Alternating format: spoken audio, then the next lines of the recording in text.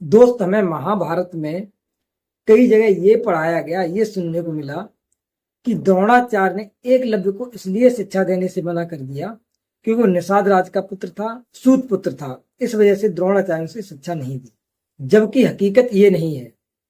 शायद कम लोगों को पता है कि आखिर द्रोणाचार्य हस्तिनापुर में आए क्यों थे। क्या वो शिक्षा देने के लिए आए थे? क्योंकि द्रोणाचार्य किसी को शिक्षा देते ही नहीं थे। पांडवों को शिक्षा उन्होंने इसलिए दी क्योंकि उनका अपना स्वार्थ था उसमें, और अपने स्वार्थ की वजह से हस्तिनापुर में आए थे। द्रोणाचार्य का हस्तिनापुर में आने का मुख्य कारण था द्रुपद से अपना बदला लेना। ये द्रोणाचार्य जो थे द्रुपद को अपना दुश्मन मानते कि इसका मेन कारण ये था कि जब द्रोणाचार्य बाल्यावस्था में थे और अपने पिताश्री से यानी ऋषि भरद्वाज से शिक्षा ग्रहण कर रहे थे, उसी समय उन्हीं के साथ पांचाल साम्राज्य के राजा प्रसद का पुत्र द्रुपद, वो भी उन्हीं भरद्वाज से शिक्षा ग्रहण कर रहा था। यानी बचपन में द्रोणाचार्य और द्रुपद ये साथ साथ ही एक ही गुरु से शिक्षा ग्रहण करते थे, और द्रुपद और द्रोणाचार्य में बड़ी गहरी मित्रता थी। द्रुपद द्रोणाचार्य से हमेशा कहते थे कि जब मैं राजा बनूंगा तब आप मेरे साथ ही रहना और मैं अपना आधा राज आपको दे दूंगा। धीरे धीरे समय गुजरा, राजा प्रसद की मृत्यु हो गई और द्रुपद पांचाल साम्राज्य के राजा बने, और इधर राजा भरद्वाज की मौत हो गई। इसके बाद द्रोणाचार्य ने कृपाचार्य की बहन कृपि से विवाह कर लिया, और ये कृपाचार्य और कृपि कौन थे? ये भी हस्तिनापुर में ही रहते थे। शांतनु ने इन दोनों का लालन पालन किया था, और कृपि का एक पुत्र था अश्वत्थामा। तो जब अश्वत्थामा का जन्म हुआ तो तभी उसने घोड़े की तरह गर्जना की, इसलिए उसका नाम अश्वत्थामा रखा गया।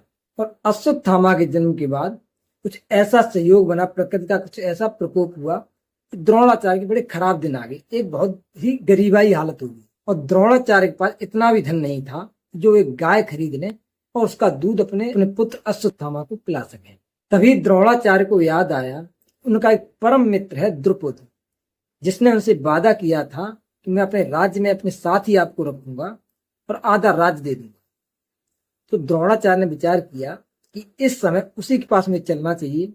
चलो, आधा राज्य नहीं देगा, कुछ धन तो दे देगा जिससे अपनी एक गाय खरीद लें और अपने बच्चे का लालन पालन अच्छे से कर सके।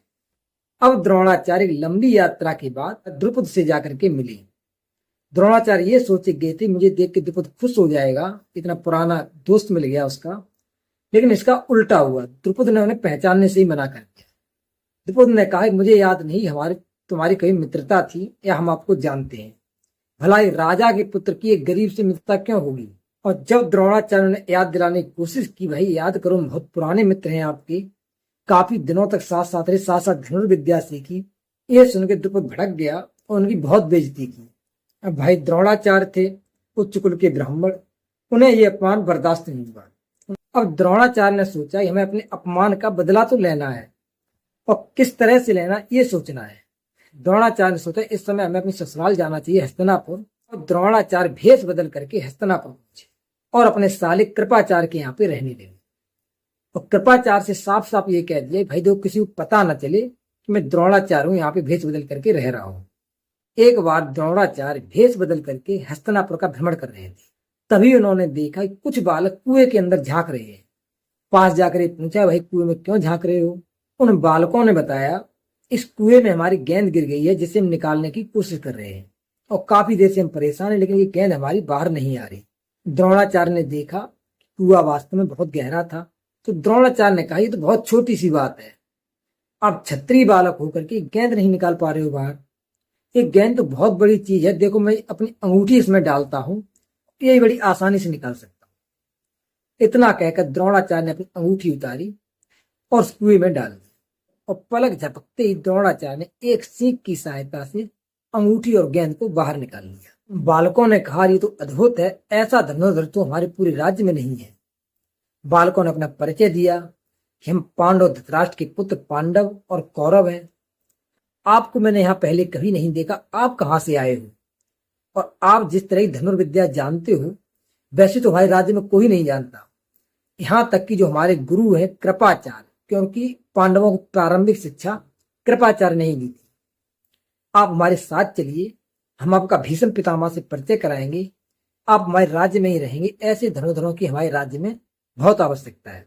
तो द्रोणाचार्य ने कहा अभी हम आपके साथ तो नहीं चल सकते, लेकिन जो ये घटना हुई है ये जाकर के अपने भीष्म पितामह को बता देना। बच्चे दौड़ते हुए भीष्म पितामह के पास आए और उन्होंने सारी घटना बताई कि एक मैले कुचैले कपड़े पहने हुए मैंने एक आदमी को देखा और उस इतना बड़ा धनुर्धर था कि उसने एक सींग से ही एक छोटी सी अंगूठी और गेंद को बड़ी आसानी से बाहर निकाल दिया। भीष्म पितामह समझ गए कि अद्भुत कार्य केवल द्रोणाचार्य कर सकते हैं। तुरंत ही वे बच्चों के साथ उनके पास आए और बड़े सम्मान के साथ अपने राज्य में लेकर के आए, बड़ी आवभगत की और आने का कारण पूछा। तब द्रोणाचार्य ने भीष्म पितामह को बताया कि ऐसे ऐसे हम अपने पुराने मित्र द्रुपद के पास गए थे, उसने मुझे बहुत ही बेइज्जती की, हमारी मुझे पहचानने से इनकार कर दिया। भीष्म पितामह बोले कोई बात नहीं, अब आप यहाँ पे रहो, हमारे यहाँ ये कौरव और पांडव हैं, आप इन्हें शिक्षा दो, क्योंकि आप जैसी शिक्षा इस धरती पर इन्हें कोई नहीं दे सकता। तभी द्रोणाचार्य ने भीष्म पितामह से कहा था इन तन मन धन से इनको शिक्षा देंगे और मैं आपसे वादा करता हूं मैं कि राजघराने के इन्हीं बच्चों को शिक्षा दूंगा, इसके अलावा मैं किसी को भी शिक्षा नहीं दूंगा। तो द्रोणाचार्य प्रतिज्ञाबद्ध थे, इसलिए उन्होंने राजघराने के अलावा किसी और को शिक्षा नहीं दी। इससे आगे कथा आती है, द्रोणाचार्य ने कौरव और पांडवों को धनुर्विद्या सिखाई। जब पांडवों ने उनसे गुर दक्षिणा लेने के लिए कहा तो द्रोणाचार्य जी ने कहा कि आप द्रुपद को बंदी बना करके मेरे पास ले आओ। इसके बाद कौरव और पांडव गए, उन्होंने द्रुपद से महायुद्ध किया। इसके बाद द्रुपद को बंदी बना करके द्रोणाचार्य जी के पास लाए। जब द्रुपद बंदी बन करके द्रोणाचार्य जी के पास आए तो द्रोणाचार्य के चरणों में गिर करके द्रुपद ने माफी मांगी। द्रोणाचार्य ने देखा कि द्रुपद का घमंड टूट गया है तो उसको क्षमा कर दिया, उसका राज्य भी उसे वापस कर दिया। इसके बाद बड़ी लंबी कथा है कि द्रुपद की पुत्री द्रौपदी का विवाह पांडवों के साथ हुआ।